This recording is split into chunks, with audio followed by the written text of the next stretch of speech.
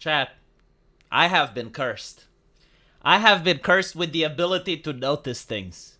And when you notice things, you also notice patterns.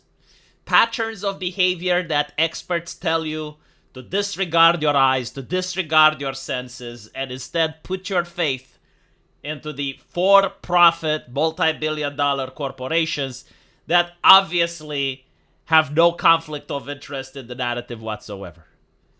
And so you may wonder, like, what exactly have I noticed recently? Well, I've noticed that every now and then there's a major title coming up from a Western AAA production. You know, a production that costs hundreds of millions of dollars, and it also happens to push extremist far-left rhetoric. So much so to the point where many people are saying that it's cringe, the market is already oversaturated with that rhetoric, with that art style, and people start to make fun of the game. And on every single forum that's not moderated into high heaven, aka everything besides Reddit and Reset Era, most people are pissing on the game. They're making fun of it. They're joking about it. It's a mockery.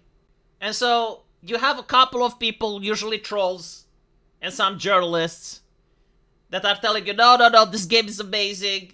You guys don't like it because you're racist, you're bigots, whatever.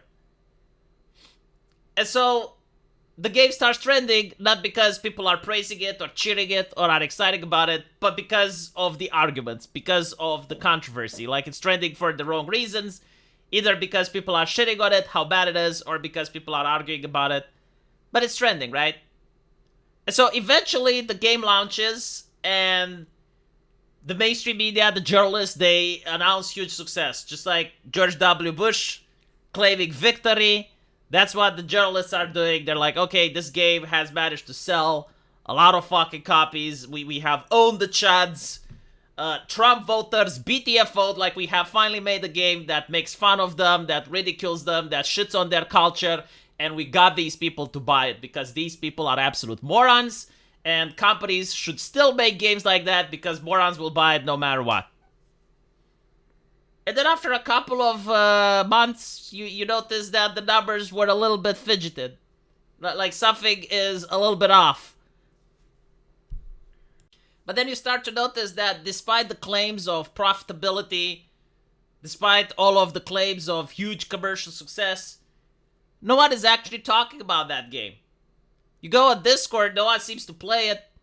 You go on Twitch, very few people seem to stream it. There's no memes of it. You go on Steam, and you look at the number of concurrent players. It's not doing so good for a game that had hundreds of millions of dollars invested in it. Like, there's AA games or even free-to-play games that are BTFOing it out of the water. And something just doesn't seem to add up.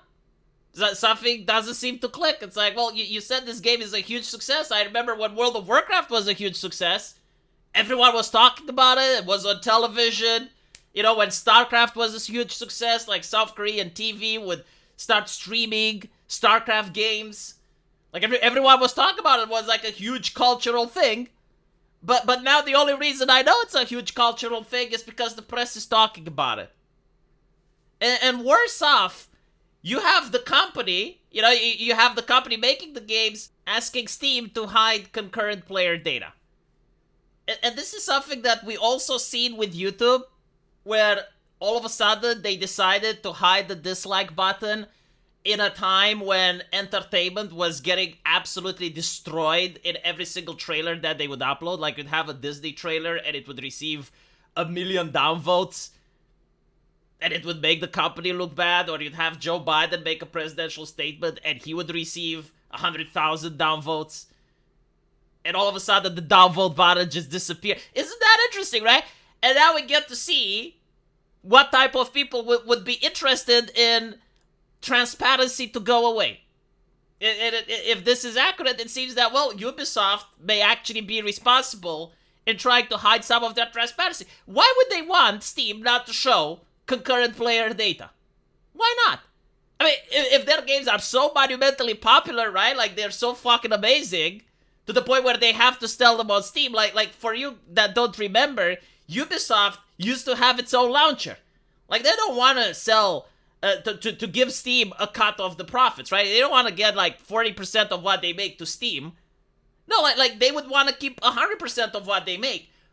But they can't because like their games are so unpopular that they have to go to Steam in order to rely on marketing, right? And despite that, even on Steam they can't compete, and they're basically like begging the platform like, please hide concurrent player data. So why is like concurrent player data that important? Well, it's because it affects their stocks, right? Like the investors are fuming right now because they're realizing that the games aren't selling. And so they're basically trying to bamboozle the investors. How? Well, by getting the journalists to say that the game is selling, but by having like all of this PR that the game is amazing. And so the question is it a lie? Well, not really. I mean, they're just fidgeting the numbers. Like, they're obfuscating it in a way that it's still legal, and they're not lying, but they're being disingenuous with what's going on. So, like, for instance, if you have a game, and you seem to bundle it with a lot of other stuff, like, for instance, you buy a graphics card, and you also get the game, well, the person who bought the graphics card isn't necessarily interested in the game. The person who bought the graphics card just happened to got a free game, and they may just happen to install it, and that's an install, right?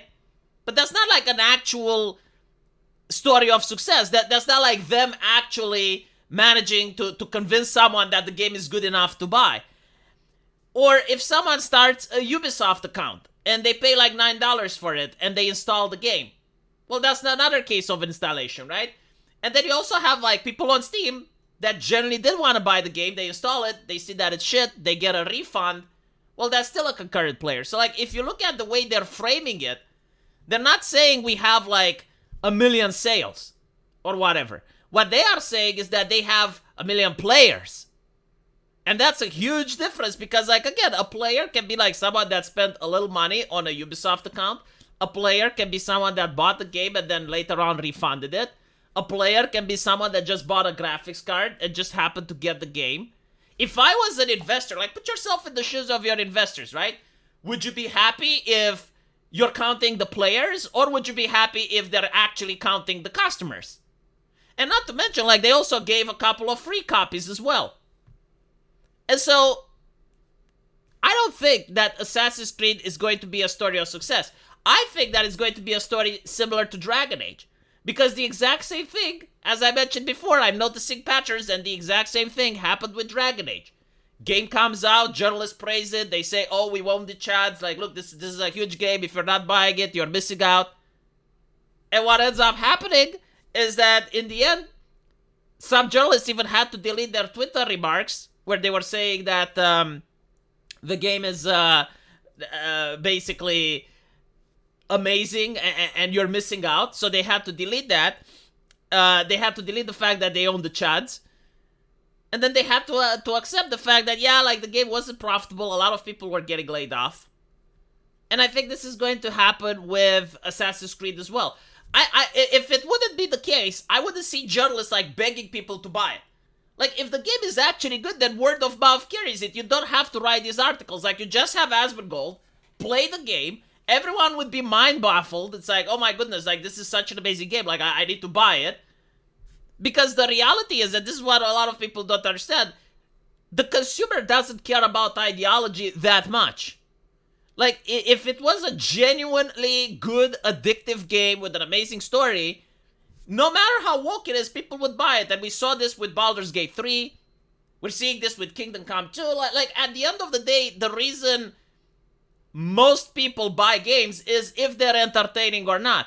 Now, there is a significant chunk of the population, maybe like 10-15% of the customers that will not buy woke games, even if they are good. And so, like, it's an incentive for the company if they want to maximize the profits to stop making woke games.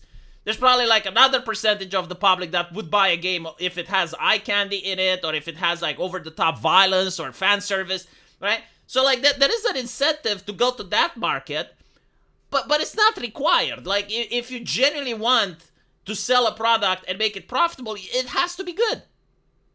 And unfortunately, I don't think Assassin's Creed is a good product. And not only that, but they spent so much on developing it that I don't think that even if they were to count sales rather than players, they would have success. I mean, 2 hours worth of credits, give me a fucking break, right? 2 hours worth of credits, like that probably costs a lot of money to hire all these people. And to deal with all the international laws and then the marketing and all that shit. Yeah, so all in all, I don't think they're in a good spot. We'll see in a couple of months if I'm right or not. But until then, I'll see you guys in the comment section. Take care.